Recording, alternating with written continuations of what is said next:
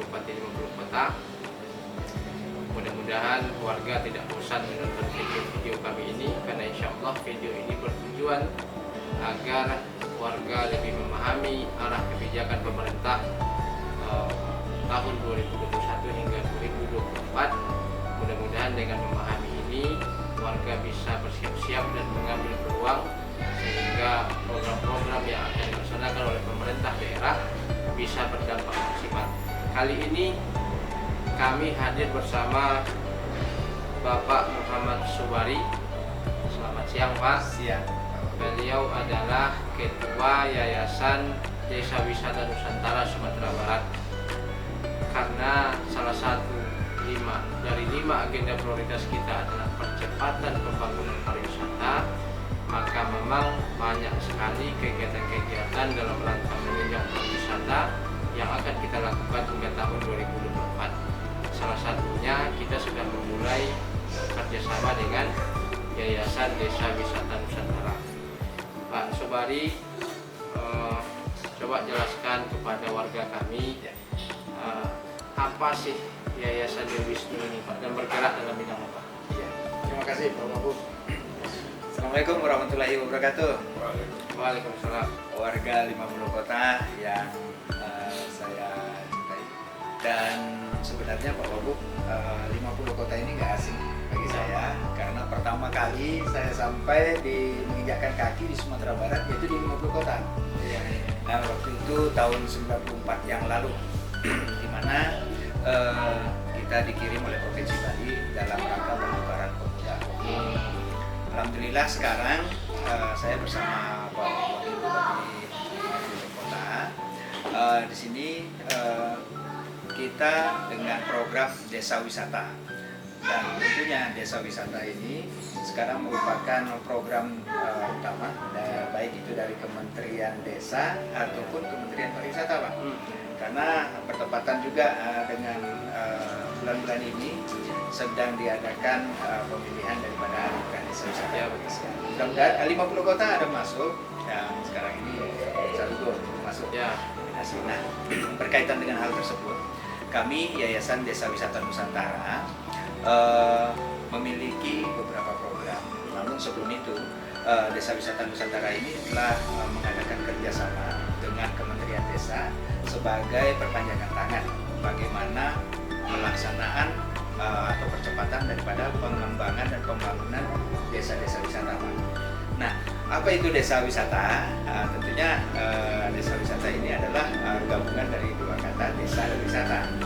Nah, jadi kita berbicara tentang desa wisata ini nggak langsung kita bicara tentang objek wisata dan lain sebagainya, tapi bagaimana kita mengetahui potensi yang ada di desa tersebut, kemudian bagaimana kita meningkatkan potensi-potensi yang ada di desa sehingga nanti menarik kunjungan wisatawan datang. Nah, jadi begitu desanya maju, desanya terbenahi, baru wisatawan akan datang.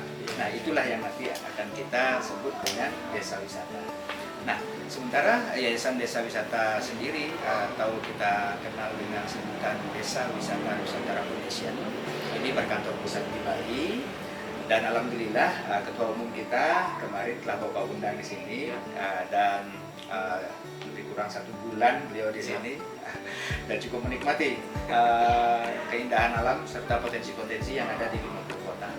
Dan untuk itu beliau meminta saya kembali hadir di sini, Pak, Bapak, untuk sama-sama bagaimana caranya kita memajukan desa-desa yang ada di sini. Karena memang rata-rata desa-desa yang ada di Kabupaten 50 Kota ini memiliki potensi untuk dijadikan desa wisata.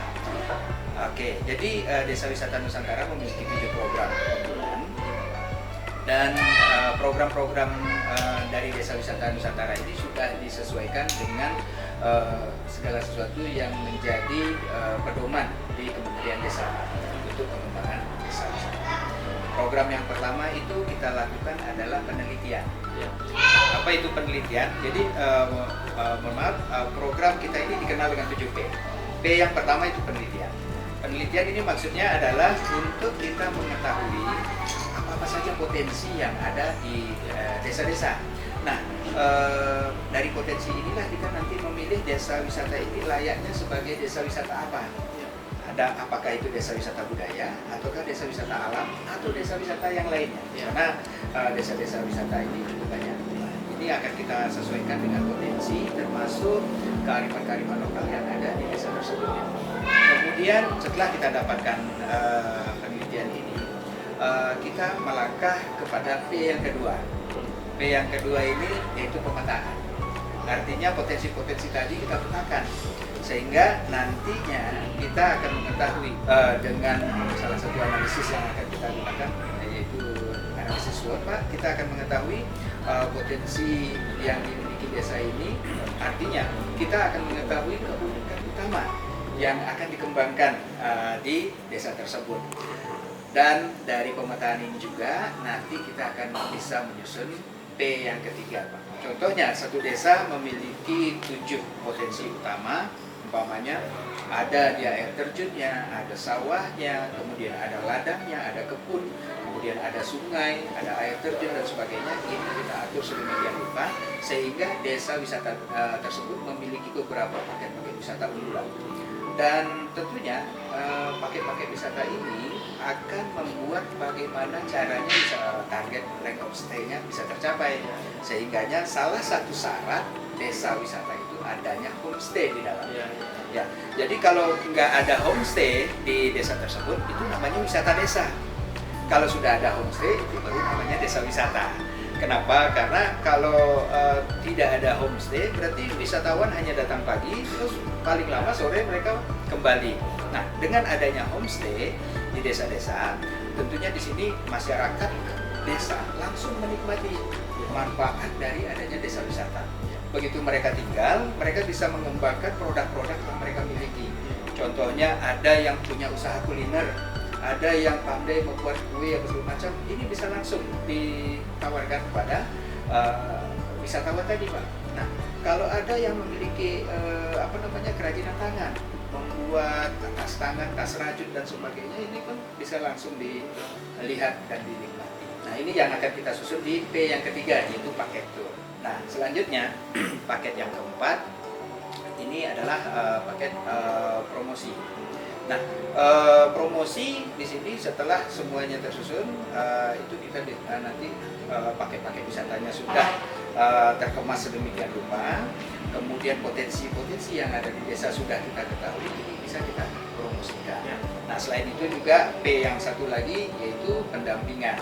Nah, kita Desa Wisata Nusantara yang ada di seluruh provinsi dan kabupaten kota di Indonesia. Contohnya kalau di Kabupaten 50 Kota nanti ada perwakilan kita. Nah, perwakilan kita ini wajib nanti mendampingi desa-desa yang sudah melakukan kerjasama dengan turis. Nah, contohnya pendampingan yang kita lakukan nanti, di mana kita memberikan pelatihan-pelatihan, peningkatan-peningkatan SDM yang nantinya tentu akan kita kolaborasikan dengan PLN. Ya, jadi di sini mengharapkan bagaimana masyarakat SDM yang meningkat, SDM yang mengetahui tentang apa maksud dan tujuan dibuatnya desa wisata, sehingga mereka kemudian melahirkan kreativitas sendiri, Pak, dari adanya program desa wisata itu. Mereka kemudian mengetahui, oh, ini loh rupanya yang menjadi program Pak Wakil Bupati atau Pak Bupatinya di Kabupaten 50 Kota.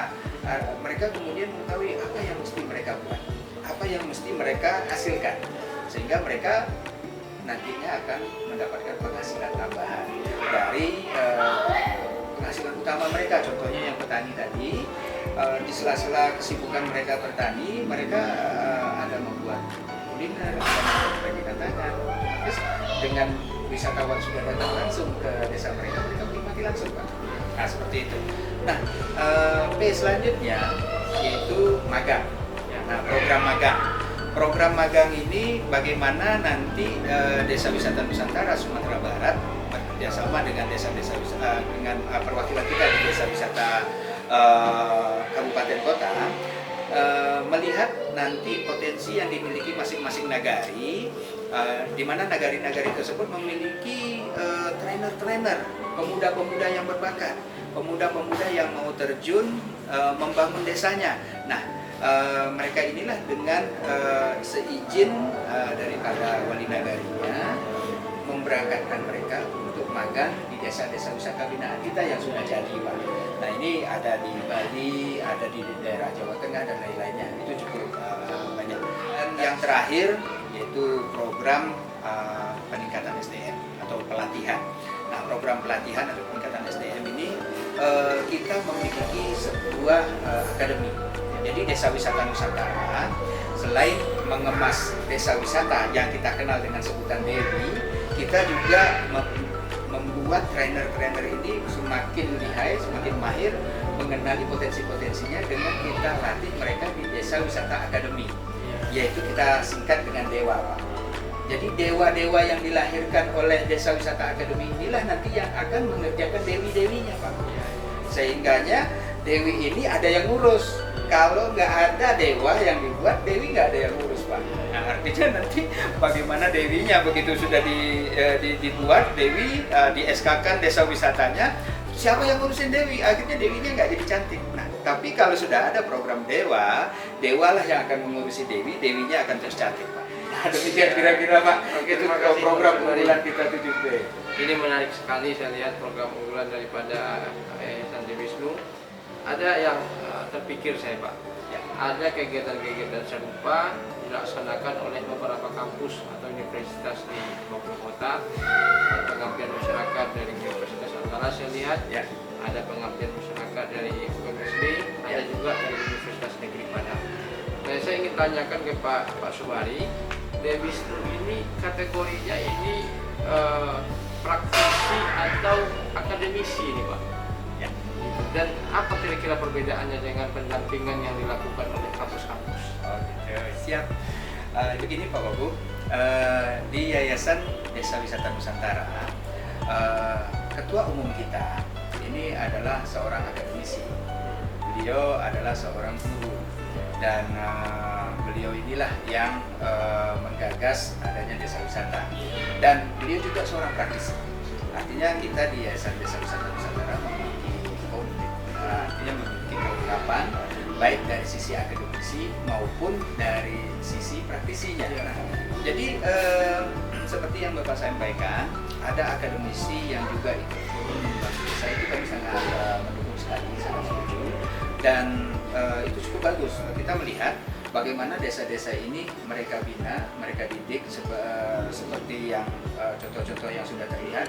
Ada dari Muhammadiyah yang telah berhasil membangun Kampung Sarubo, kemudian ada Universitas Andalas dan lain-lainnya. Nah, di sini kita hanya berpendapat alangkah baiknya universitas-universitas tersebut atau akademisi ini menjalin kerjasama dengan praktisi. Ataukah kita juga ada program kerjasama dengan akademisi ini, Pak, di mana akademisi mereka akan melahirkan kajian-kajian akademis. Mereka lebih pada keunggulan di penelitian-penelitian. Nah, di sini praktisi memiliki peranan mengetahui minat pasar. Contohnya ibarat yang paling simple, kita membuat kue, Pak. Kalau membuat kue, ini kita nggak tahu selera pembelinya, nanti kue yang kita buat ini jadi mubazir. Nah, contohnya kita bikin kue bika, rupanya yang peminatnya tidak menginginkan bika.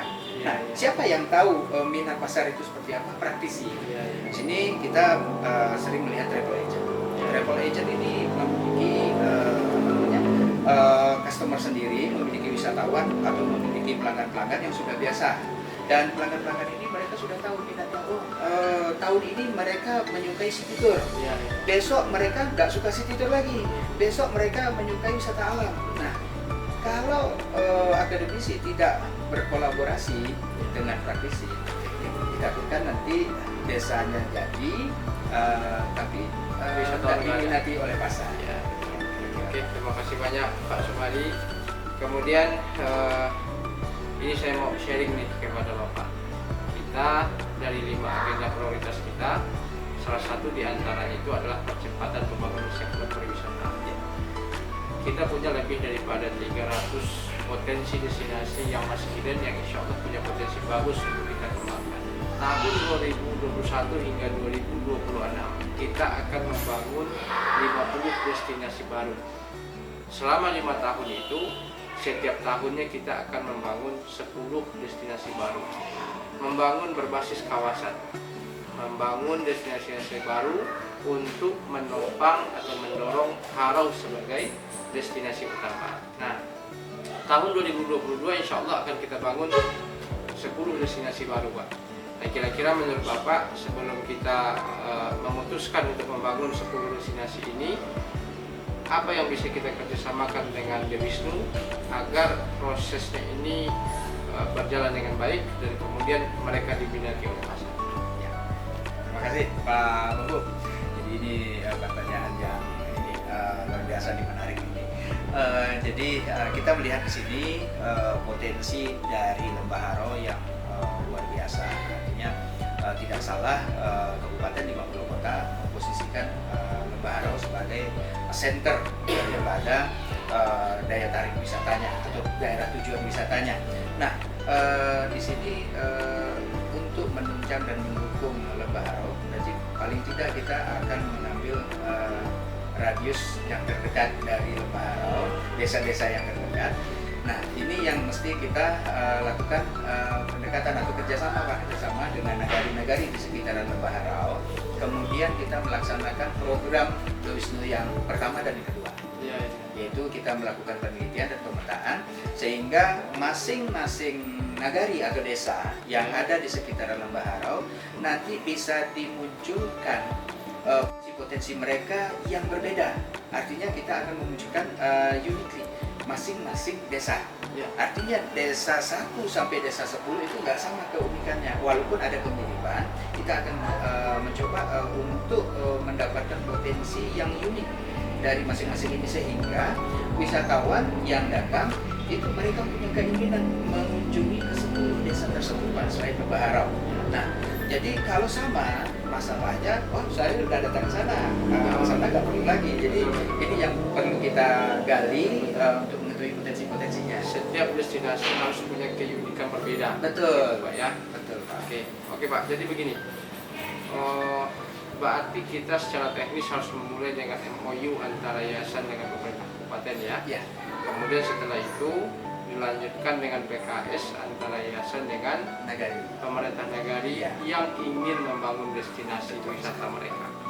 Oke Pak Subari, pertanyaan saya berikutnya adalah, misal nih ada pemerintah nagari kita yang mau bekerjasama dengan yayasan dalam rangka pemetaan dan penelitian, ya kan? Tentu pembiayaan itu akan bersumber dari APBN mereka, dari anggaran pendapatan belanja negara mereka. Itu akan bersumber dari situ. Ketika mereka menganggarkan pembiayaan dari APBN mereka, tentu mereka berharap ada hasil yang signifikan. Jadi kira-kira keluaran daripada PKS antara yayasan dengan pemerintah negara ini apa itu? Jadi keluarannya nanti outputnya kita akan mendapatkan semacam kajian akademis. Ya. Jadi kajian akademis ini kajian tentang potensi-potensi yang ada di nagari-nagari mereka, sehingga dari kajian akademis inilah nanti kita akan memfokuskan mana yang akan dikerjakan lebih awal, mana yang akan di-setting lebih dulu untuk dijadikan sebagai potensi utamanya.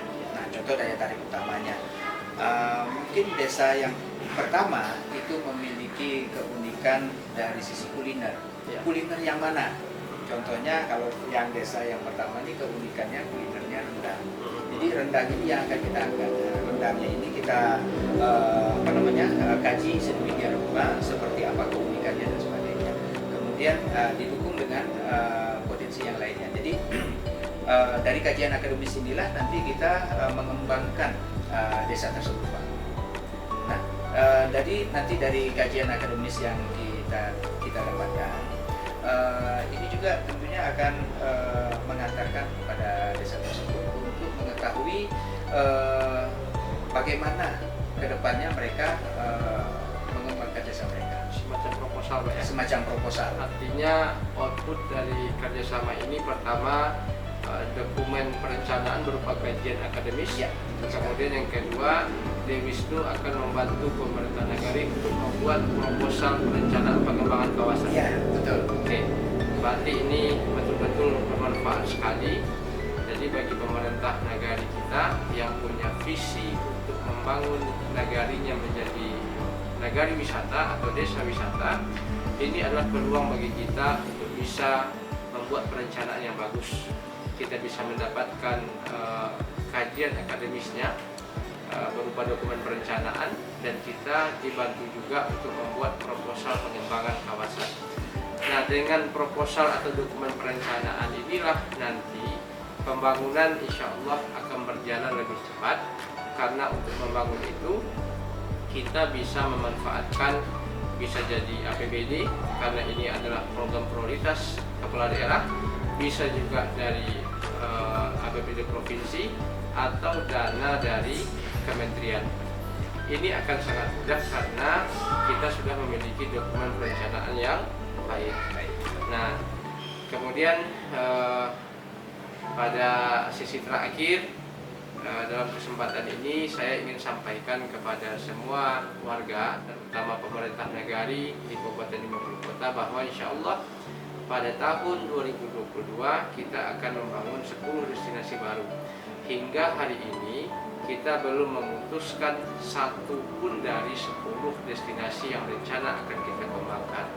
Saya sudah instruksikan kepada Dinas Pariwisata untuk berkomunikasi dengan pemerintah nagari, karena ada 4 syarat yang kami berikan kepada nagari agar nagari tersebut kita pilih sebagai nagari yang pertama kali kita bangun pada tahun 2022. 4 syarat itu adalah, yang pertama, pemerintah nagari memfasilitasi pembebasan lahan menuju objek atau destinasi yang akan kita kembangkan. Syarat yang kedua adalah pemerintah nagari memfasilitasi hibah 1 hektar lahan di sekitar kawasan untuk pemerintah kabupaten. Di lahan 1 hektar ini nanti Pemkab akan membangun kawasan parkir atau kawasan belanja dan lain sebagainya. Kemudian pada syarat yang ketiga adalah pemerintah nagari memastikan bahwa objek atau destinasi itu milik pemerintah nagari atau pemerintah kabupaten. Jadi tidak bisa milik suku, kaum, atau milik pribadi. Nah, kemudian yang keempat adalah kami mewajibkan pemerintah nagari atau wali nagari berkomitmen untuk mengalokasikan 200 juta dari dana desa untuk pengembangan kawasan setiap tahun. Nah, nagari-nagari yang bisa memenuhi 4 syarat ini akan menjadi pertimbangan utama sebagai nagari yang akan dibangun destinasi pariwisatanya pada tahun depan atau pada tahun 2022. Nah, mudah-mudahan banyak di antara pemerintah negara kita yang memiliki visi yang sama dengan kepala daerah saat ini. Oke, Pak Subadi, ya, sebagai closing statement, ada yang bisa Bapak sampaikan kepada warga 50 Kota? Silakan. Ya, terima kasih. Oke, warga 50 Kota, tentunya di sini ada ini Mama Gundukan Dua, Ulama Jadi Pandai, warga nagari, dan seluruh elemen yang ada di Kabupaten 50 Kota. Program yang disampaikan oleh Bapak Wakil Bupati kita itu sungguh luar biasa, dan pembangunan yang langsung tertuju pada desa ini adalah sesuatu yang luar biasa, di mana pembangunan ini langsung sampai kepada titiknya, dan pembangunan dari desa untuk desa. Jadi jangan sia-siakan kesempatan ini. Mari sama-sama kita bangun nagari kita. Mari sama-sama kita bangun Kabupaten 50 Kota agar dapat bersaing dengan wilayah-wilayah lainnya. Tentunya kita dari Yayasan Desa Wisata Nusantara akan membantu sekuat tenaga dari sisi promosi dan sebagainya untuk memperkenalkan kearifan lokal dan potensi-potensi yang ada di Kabupaten 50 Kota. Jadi harapan kita, mari Bapak-Bapak Wali Nagari atau Ibu-Ibu Wali Nagari yang ada di Kabupaten 50 Kota, sukseskan program dari Bapak Wakil Bupati kita. Oke, demikian, terima kasih, sampai jumpa pada kesempatan berikutnya. Assalamualaikum warahmatullahi wabarakatuh. Waalaikumsalam.